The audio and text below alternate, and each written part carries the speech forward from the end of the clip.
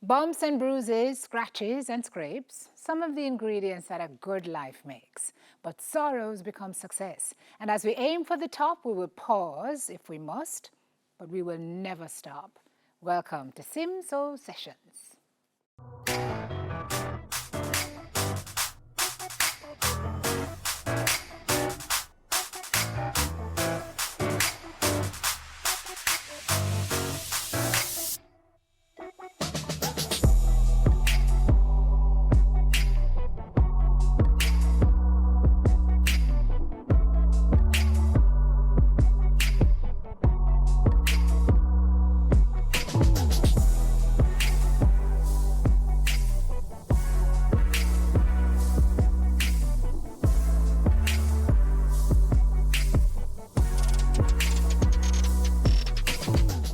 Hi there and welcome to Simso Sessions. This is the safe space to share your stories. Tonight in the big chair, an artist, a dancer, an actress whose life reads like an actual movie script. Maylyne Lowe is so grateful that she is still here, as am I, because in truth and in fact, her 9 lives could easily have run out by now. But she is here tonight to share her story, the lessons, and how she is basking in the beauty of being a work in progress and going about her days guided by mindful daily living. Maylynne, is so good to have you. Thank you for agreeing. Oh, thank you. I know it was a little, oh, should I do this? Should I not do this? But I think when we spoke and I explained to you the ethos of what we're doing, I'm so grateful that you decided to come on board because your life is a lesson. All our lives are lessons. I don't think you make it sound very theatrical and dramatic. And I don't necessarily think that it's, you know, there are people going through things that have overcome things that are, you know, extremities. And I just feel that I might not have been the right guest because I don't have some great, you know, hero's journey to to compare with. How you, I guess perspective. First of all, we don't compare. Right, right. All of our stories are personal. Of course. All of our journeys are personal. 2, how do you define hero? Well, I also want to add, thank you for that gracious introduction. And hero is, well, someone who I guess who in the first place is brave enough to be here. Okay. So let's baseline that. Because when I must tell you, when I came off the phone with you, Maylynne, I felt so inspired. And I felt like, you know, it don't matter like what reaches us. We can be okay if we just decide.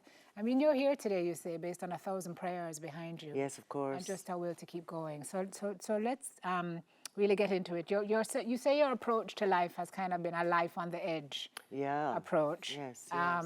Well, not anymore. Not anymore. Or not as, you know, not as hardcore as I used to be. But no, I still think I live on the edge, and I think that that's who I am. I embrace that. Not thrill-seeking on the edge, but I do like to go into areas that might be taboo or forbidden and see for myself. Whatever that brings. Right. Yeah, because usually you learn. Quite. You know, it's like touching the stove. Is it hot? Right, quite. But the live on the edge approach is very different from the upbringing you had.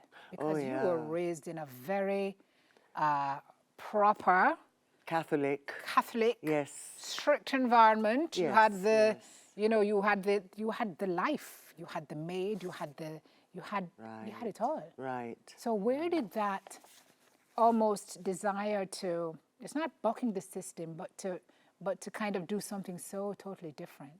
I think it was not just home influenced. I went to Immaculate Prep and high school. And so you too? Okay, right. And that sort of added to the claustrophobia of getting the same kind of doctrine. So I felt rebellious against that. Not that I was hateful of what was being, what I was being taught, you know, in my home life. Music. Exactly. But again, wanting to explore, there's, I think, an adventurous spirit in everyone, a little bit. And I think it's actually a good thing if it doesn't cause harm to others. And that can be tricky, you know, because you want to live your life, yes, and express yourself and be free, but you have to be mindful of people that are protective of you. Yeah. And I have a lot of those. Yes, yes. And in the end, it was kind of like a mediation that saved you in large part. Yeah. Let's talk about your mom and your dad who had the quintessential love story. Oh, Gosh. I have such respect for my parents. You know, they grew up in a different Jamaica, and you know, we think times are rough now, and you know, with the pandemic or the price of things, and of course the planet is ruined. But there have been worser times in history when people have been going through like a plague or something. And my parents grew up in a politically turmoil-filled Jamaica, and from very different backgrounds. My father, very educated man, went to McGill University. He was an engineer, and so a lot of the classical music, opera and ballet influence I owe to him, a lot of who I am. And my mother, on the other hand, very humble, owned a shop, left school at 9 years old. So her education is different, and yet she's a homemaker, and I have such respect for her creativity in domestic life, raising 5 girls. I am the last of them, so. And I also grew up with that idea of love. My father adored my mother until I mean, to this day, he set things in a way that she would never have to worry. And I don't think that they make people like that anymore. No. He's just so present in our lives as women without men in my home. And so I'm really grateful for them, and they've always only supported me. Yeah. Yeah. And so 2 marriages for you that did not work. In the context of what you just discussed, was that tough for you? Did it make you feel like you didn't live up to their ideals? Or were you not trying to use them as your foil? You know, it's the opposite. Those 2 marriages for me were hurtful to those that I was married to. To me, I was having fun and trying to maybe live a role that I was witnessing everybody following this conventional life. You know, like I said, I'm the last of many women, and so everyone goes on to have society's expectations. And so I was trying to do that, but that just was not for me. So I kind of came out of it unscathed, whereas it was quite hurtful to, I think, Oh, interesting. Okay, I'm definitely going to follow that up. But you say when you were growing up, you had always wanted to be in a situation where you wanted to be heard. That manifested in different ways. And you were shy, but you always wanted to be an actress. Yes. So we're going to follow both those things Right. on the other side of this break with Maylynne. Soon come back. Be right back.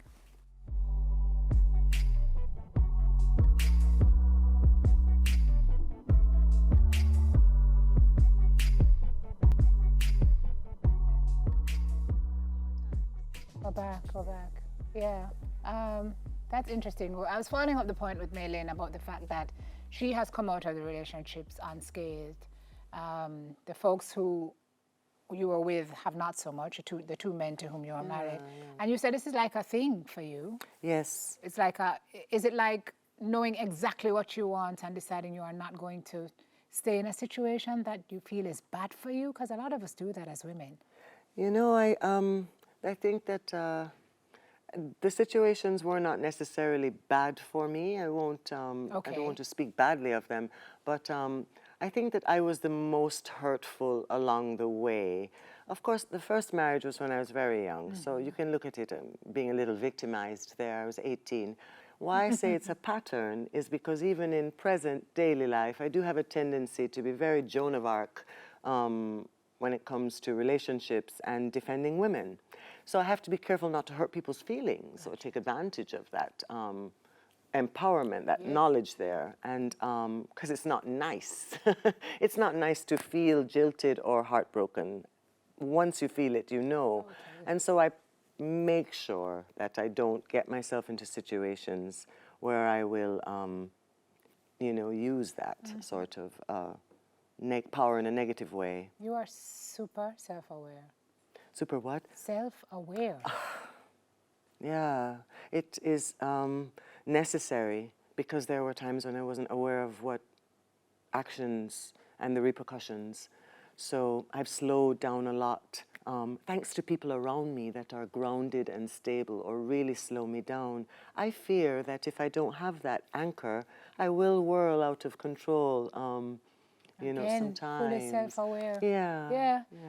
Yeah. So that time when you weren't, let's go back around the time of your first marriage. So you left Jamaica to study. Yes. You met this gentleman at, you were how old again? I was 18. 18. Yeah, yeah. And eventually ended up marrying this man who, I'm going to say took you down, but you're going to tell me you're going to take ownership because you're 18. Right. Yeah.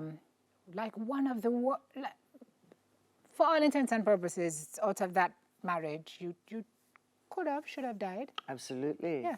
Yeah, it was very toxic and very dangerous. We opened our discussion about talking, speaking of living on the edge. And I went through a lot of, I think, psychological fears and physical fears at that time in my life.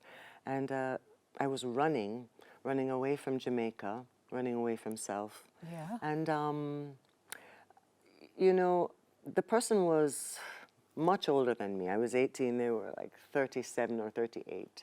And so it was not a situation that my family wanted for me. So again, this was rebellious acting out. And I did what I wanted to do. Of course, that lasted for 6 months. The grace of God that I never even see this person again because, you know, they have their life. I don't want to, again, I reiterate, speak badly of anybody in my past that way.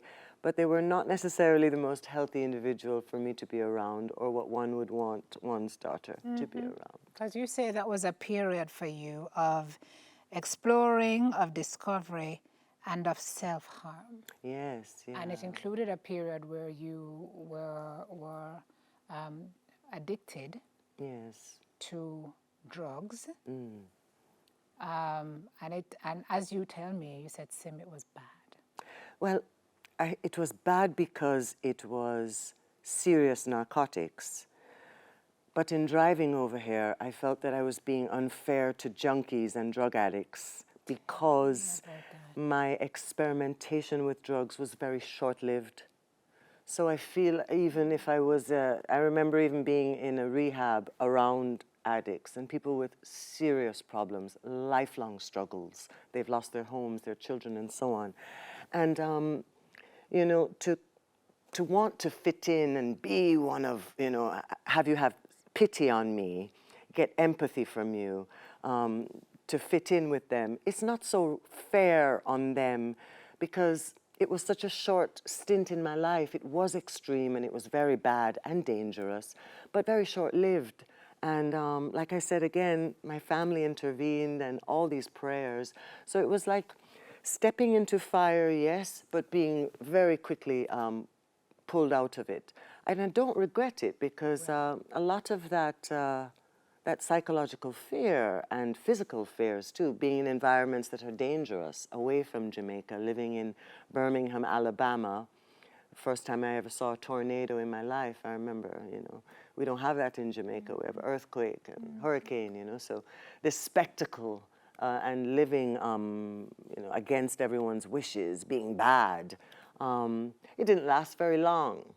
So that's why I talk about having some big hero's journey or some big arc.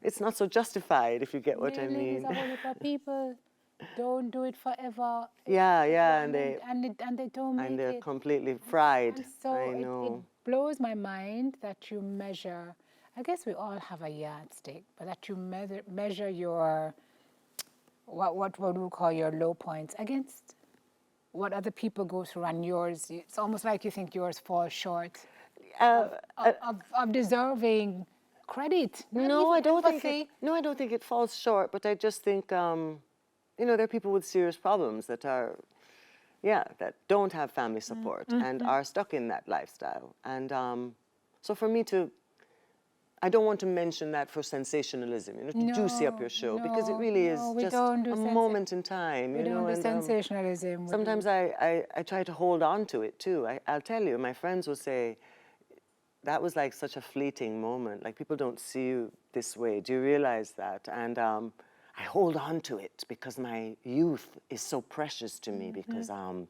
you know, I was a naughty person, you know. I was doing narcotics, and like I went to jail, for 24 hours, you know. So I use that mystery, you know. But is that fair, you know? I think that I dig for more intrigue than maybe I have. And also, I am probably more intriguing without even incorporating that. Do you follow me? Yeah. So. Yeah. Wow. Okay. All right, let's come back. We have more to flesh out with this intriguing lady on the other side of this break. We'll be right back.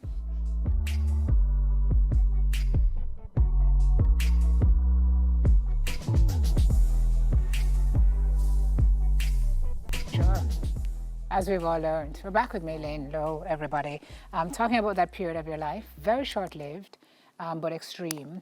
How did you develop, harness the will to be able to step out? You had support, so your family intervened. You had professional support as well. Tell us about just getting past that journey, because there are people watching now who have the issue, who feel that they can't. Right, right. But they can. It's very, you know, that's a difficult area of conversation, because I really think that my family network, including my aunt, Sheila Graham, which I will mention, and my father, who's not with me anymore. He passed when I was just 21. But my father and my aunt, and of course my sisters and my mother, were really a net that held me and nursed me. And the healing that I got from that circle and professionals was miraculous. And of course, results, yes.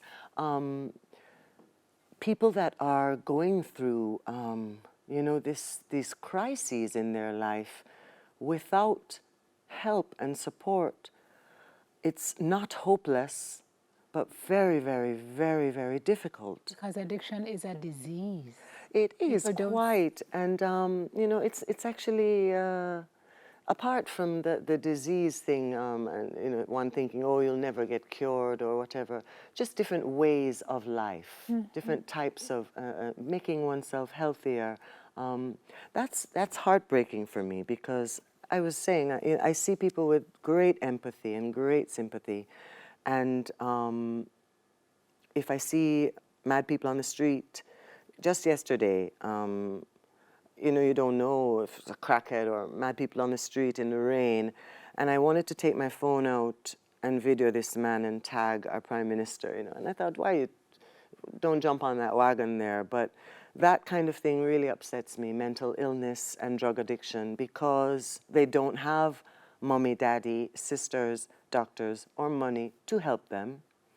And we are responsible as society for our brothers and sisters.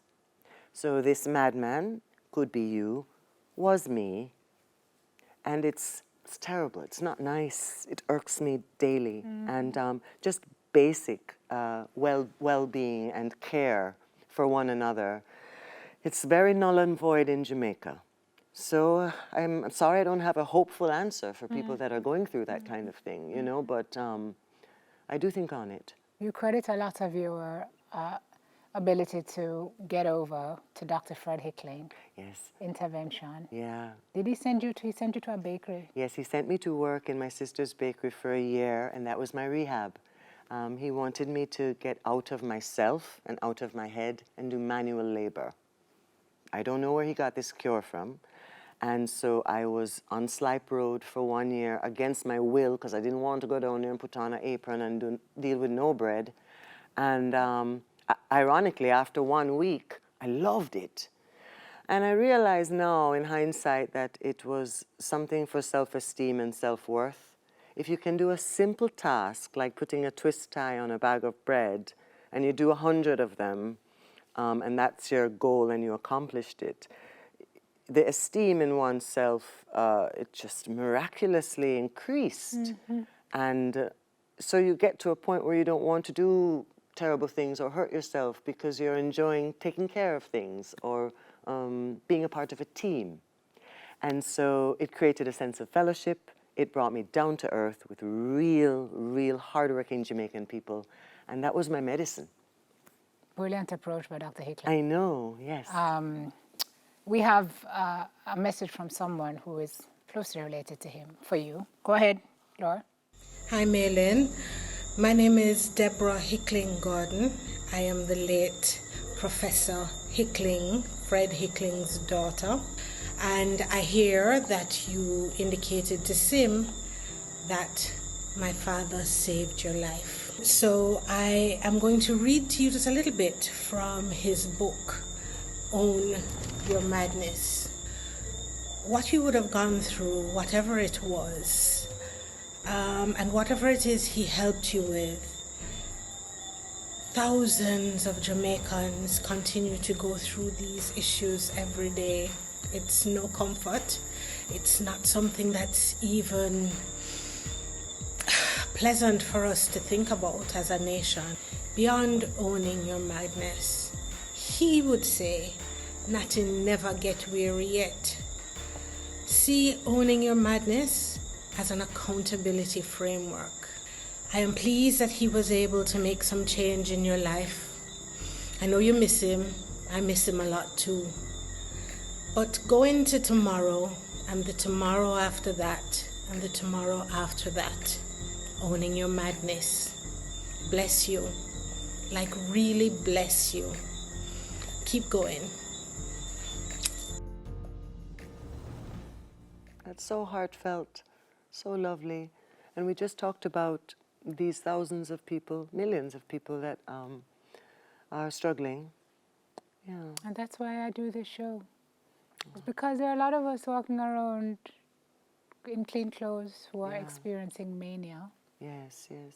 And we show up every day like nothing is wrong. And there is no shame in owning the fact that you are not okay. Yeah. And in getting the help for it. Yeah. You know? So when people like you say, I went through this and I'm okay, and people like me say, I went through this and I'm okay, then it unites all of us as people. We're all just people. Yes. Who bleed the same blood. And who need each other. Exactly. And you're big on this element of connection, and we're going to talk about that. And the other things now that have made life so sharply in focus for you when we come back. We'll be right back with Maylynne after this.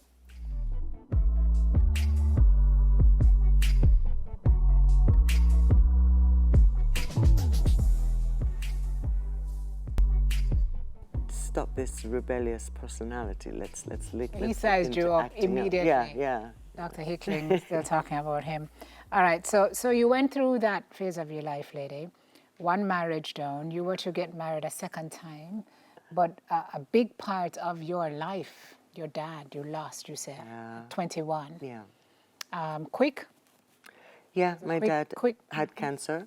And, brain cancer? Brain cancer, yes. So he was diagnosed. I was 20, and within 6 months he passed. Thank goodness he did not suffer like some painful moaning and how, it was very, very quick. He refused chemo and refused traditional medicine. And to the day he died, he wanted to have chocolate cake and all the things that he oughtn't. He believed in living life to its full and celebrating life. He's the opposite of my mother, who believes in being very saving everything, not, a rainy day, don't enjoy today because, they were very polar opposite. How did you manage to cope through losing your dad? I will admit that I don't think I grieved for my dad until later years. And, I was 20. My mind was still a bit of a cloud. And, of course, I was sad that my father passed, But I don't think it really hit me until later on in life. And I've always felt so shortchanged that if I had known I wouldn't have had you that long, I would have had more conversations with you. And because I really didn't. I was so caught up in myself that I wish I could get some of his tuition. And the lovely thing is that he's very present with me, and I feel him very much in my, especially the literary part of my work, when I write or do films, very present and steadfast with me there spiritually. He is essentially the reason you're able to do what it is you're doing in large part. We're going to talk about that. But before he passed, you were just happy that he was able to see Maylynne come into herself. Absolutely, healthy and strong. Healthy and strong. No longer. When you came back to Jamaica, you were 80 pounds? I was 18. I was very emaciated. I was like 80 pounds, yes. And I didn't look at all how I looked, not a healthy individual. And that was heartbreaking for my parents. Yeah. To go through a year of therapy with Fred Hickling and to get a job with Air Jamaica, start gaining weight, getting some sun, becoming a healthy woman was the delight of my father. And he passed right away as soon as so he saw me in uniform, getting promoted from flight attendant to purser, and saw this potential in me that I was unaware. And so I'm really happy. It's almost like he said to himself, okay, I can go now because my daughter is okay, or my family is okay. But he also really made sure you were okay. Absolutely, absolutely. He didn't care about what it cost financially or what toll it would take. He went for me, he came for me in Birmingham, Alabama, or sent for me, and really fought for me. But made sure in death that you were okay. Yes, absolutely. He's the reason you're able to just act. Because he's made your life. I mean, he's set you up essentially. Very much so, very much so. But even before that, when I told him I wanted to be an actress, he was like, "You sure that's what you want to do? Because for the rest of your life, we might have to have you live here." He was a real Virgo realist, and he never once. Tried to change my mind or anything. What a blessing. It was. And your mom, yeah, 90 now? She'll be 90 in February, and she's just a gem. Like I said, she's the opposite of my dad. She's very superstitious, very Jamaican in her culture, and so her upbringing is not colonial. So she's not, although she's Catholic, yes, Roman Catholic, she's not so much into the doctrine of the Queen and the this and that, the Shakespeare. But her wisdom is just limitless, Wow. So I'm lucky to have both, a little taste of both flavors there. And so what does your supportive community look like now? It is vast. And I feel it even here with you. Every day I see it, and I see the relevance of it, meaning it's almost like giving me a drive and a purpose, because I have such encouragement and support and such blessing. Every single day I am so grateful, Sim, even to be working as an actress. I have so many friends that are so talented, and there's no role for them. I've been very, very, very lucky. You're always working. You're always working. Very lucky that way. And gratitude in the face of even one more hurdle that you had to face when you were 40. Like, out of nowhere, having to suffer assault at 40 years old. Yeah. So, right, I talked to you about that on the phone. I was saying, they say 1 in 5 or 2 in 5 women go through sexual assault in their life. So all my life, being a very liberated woman, doing as I like, no man has ever disrespected me, ever. And I've never felt what women feel, this threat and this, so of course I have sympathy for it, empathy, but I didn't know it. And then at my big old age, there was an incident, again, not there are people that, again, just like at the start of our convo, there are people that have gone through rapes and terrible trauma that have overcome things. My situation was very different. Nothing happened. It literally was just a very quick exchange of, an instance and then a refusal.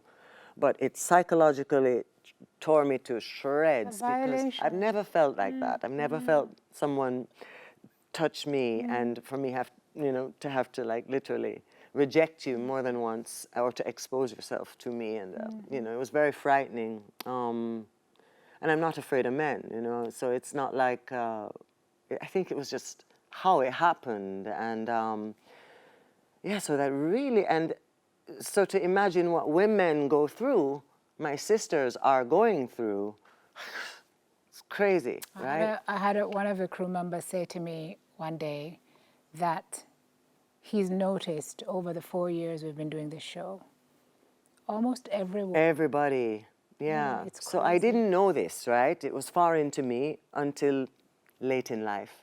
And the way it affected me, Sim, it led me to start writing. I just became journal-like. I had never been that way, really. Of course, you'd write poems and stuff as a teenager, but I literally started writing stories. And what I started doing was incorporating real crimes that were unsolved with fiction. And I started putting my story in it with fiction. And I wrote a movie that never got made and never will be made. I wanted it to star the late Chris MacFarlane and Dahlia and a lot of my peers. I wanted to make this movie that was kind of about what happened to me mixed with other situations in Jamaica. It got edited down, and by the grace of God, it won a competition that I entered 3 years ago, and I was able to make a short film called Paralytic. So that's based on a crime that happened in Caymanas, in a cane piece to 2 women that were raped and killed. And my story is in there too. So I named the antagonist, the actual villain that was, violating toward me. So, and putting it in the art is a clever way, but also a sort of healing way. Cathartic. Yeah, Absolutely. yeah. Absolutely. Well, no doubt the support got you through all of those bumps that you hit in the road and have created this wonderful human being that sits with me now, who's so focused now out of all the challenges on exactly what she wants out of life. And it's just connection and environmental protection and just kindness and everything that is, we call simple. But love, love. And here are some people who love her. Go ahead, Laura. More people. I gotta say that you are like one of the bravest people I know, and maybe the bravest person I know, and I really appreciate that about you, and you're so brilliant and kind, like most importantly probably kind and human-hearted, and you've got this real like loving core to you that is exemplary, and it's a real like inspiration to everybody around you, to me in particular. We kind of grew up together, we go way, way back, like I say, so I don't have to say much more. And all I'm saying is just keep doing what you're doing. All the love in the world means most. I'm so grateful to have you in my life. You're one of the first people I met since I came to Jamaica in the pandemic, and you've been such an inspiration since. I love the bold choices you make. I think you have a wonderful style. I love the way you write, and I love to see you on stage and on screen. And you have such a gentle heart. Love. Just wishing you all the best in life. I just need to acknowledge that when it comes to dedication, discipline, the craft, the love and reverence that you have for the craft of theatre, your name will always come to mind. You're one of my favorite people to share a stage with. I love you. I love your passion for the work. I love how kind you are. I love how real you are. I mean, you're just a star. You understand visual impact, even outside of the arena and that space we call the stage. And you just take it to a whole new level every single time. Love you, all right? All the best in the world. Undoubtedly, you are one of the kindest person I know. And that's a fact. That is a fact.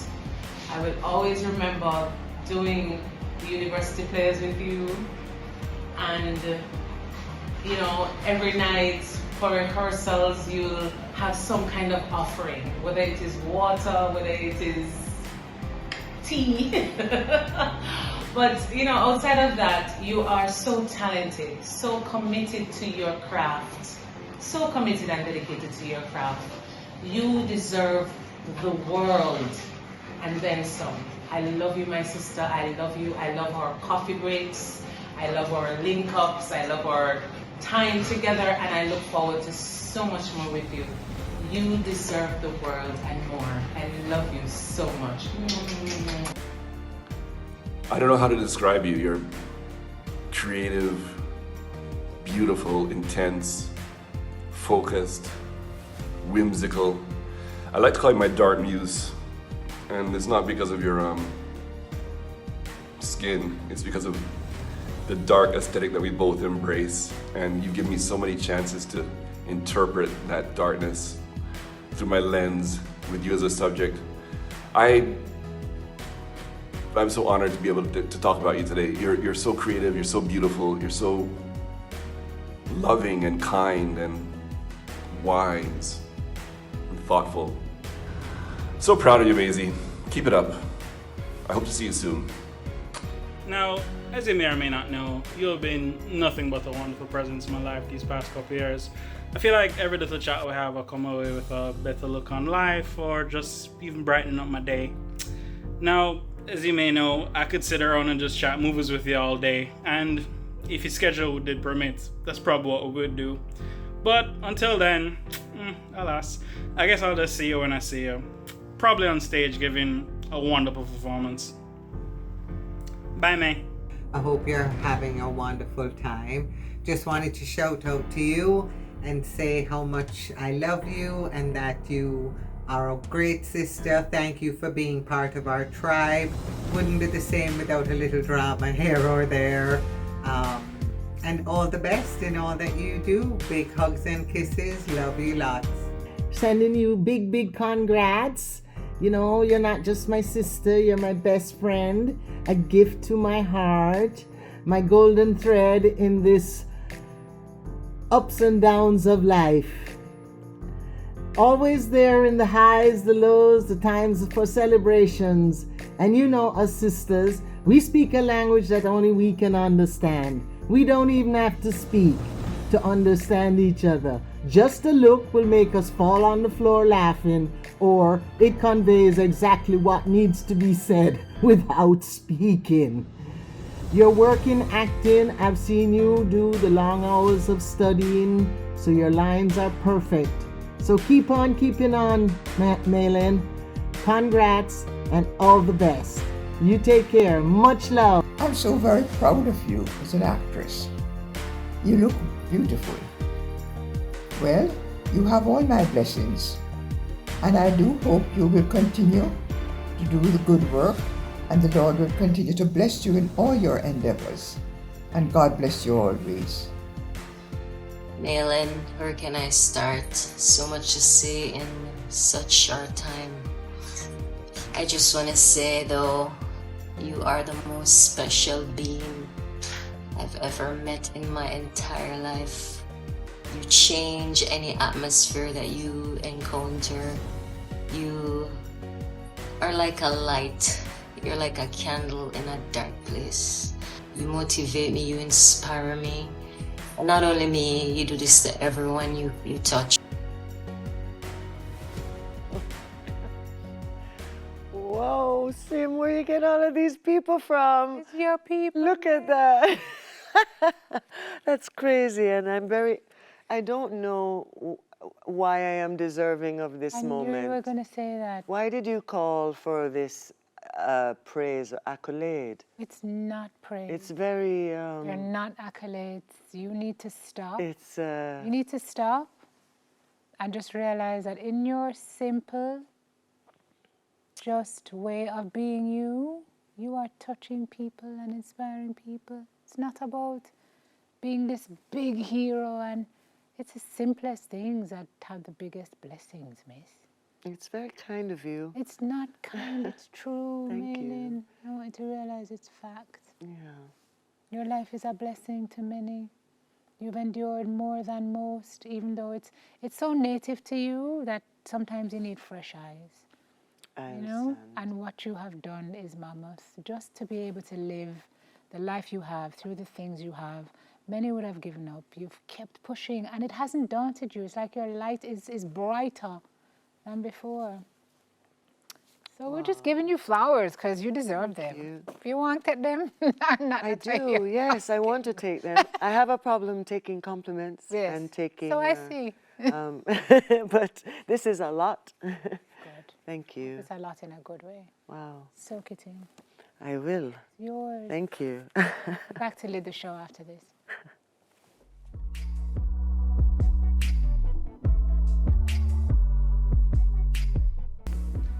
All right, 3 minutes to our affirmation. So let me lead the show with Maylynne. I asked you throughout all of this if outside of the work you've done with Dr. Hickling, if you considered therapy, and you said no. No. You said, why do we need to pay money to talk to somebody when I can just sit in a room and have a quiet conversation with myself? Your theory is that many of us have the answers.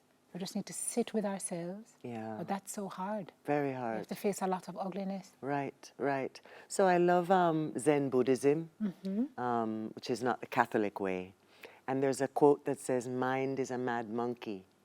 If you could just sit quietly in a room for 60 seconds, the individual that is troubled, they might not commit the crime. They might not do the action that they felt the impetus to.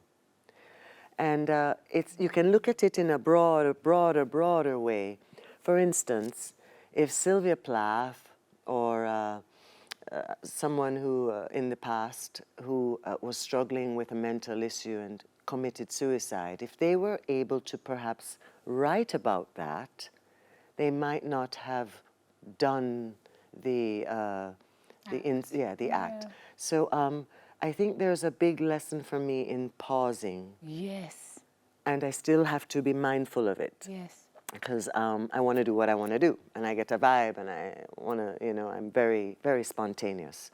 So it's slowing that synapse right down.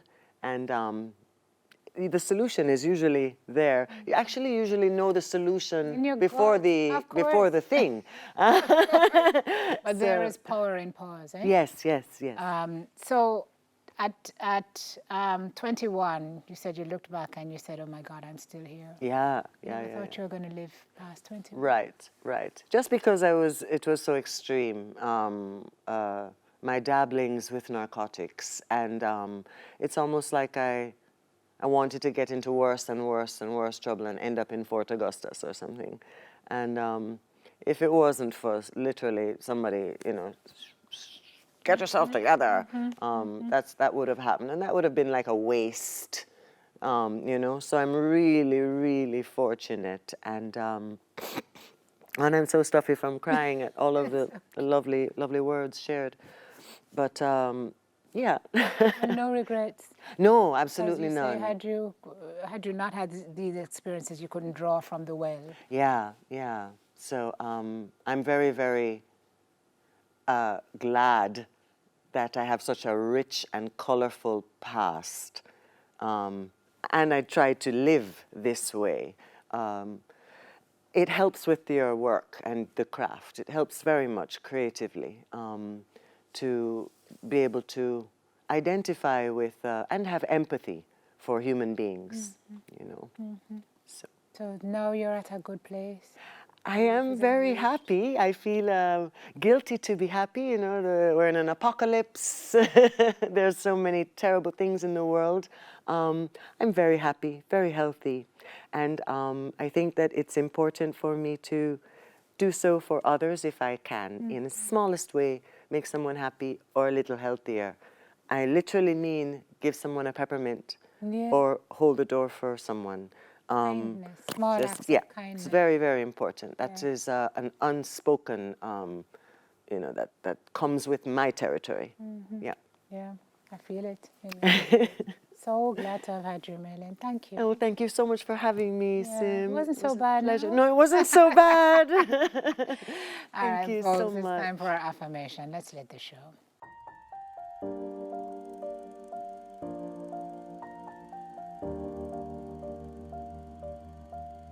Okay, so sometimes life can be filled with so much drama that it can be a made-for-TV movie. Lots of twists, lots of turns, reveals, and then hopefully redemption and resolution. Or open-endedness, right? Because it's a continuing journey and the story keeps being written. The key is to realize that the scene before can have little to no bearing on what comes next, or everything to do with how the story unfolds if we use the previous elements of the storyline to our benefit. Yes, some plots are long and winding ones, and they're full of humor, sometimes of horror, but all is well that ends well, folks. And if you keep pushing through all of the turmoil and everything that happens, you could very well have a very happy ending. So tonight we are affirming, my life's movie is still in production, and the rest may well be the best. That is our soul food and our show for this evening. Thank you for watching. We are back next week with another story of the power of the human spirit. Until then, every blessing. And please remember to count your blessings. Night, everybody.